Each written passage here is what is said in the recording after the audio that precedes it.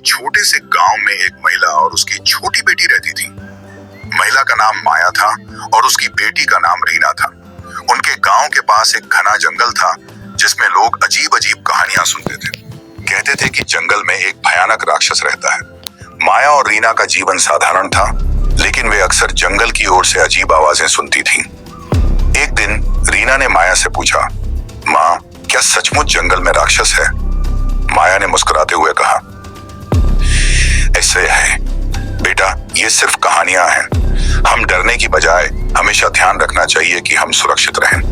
फिर भी रीना के मन में जंगल के प्रति जिज्ञासा थी। एक दिन वह अकेले जंगल की ओर चल पड़ी, यह देखने के लिए कि वहां क्या है। जंगल में घुसते ही उसे अजीब आवाजें सुनाई देने लगी, और वह डर गई। लेकिन उसने ध्यान रखा कि वह सही रास्ते पर रहे। तभी उसने देखा कि एक पुराना और जर्जर सा घर जंगल में खड़ा था। उसने घर के अंदर जाकर देखा कि वहां एक राक्षस सो रहा था, जो बिल्कुल भी डरावना नहीं था। वास्तव में वह बहुत ही उदास और अकेला लग रहा था। राक्षस ने रीना से कहा, मैं यहाँ इसलिए हूँ क्योंकि मैं कभी किसी के साथ दोस्ती नहीं कर पाया।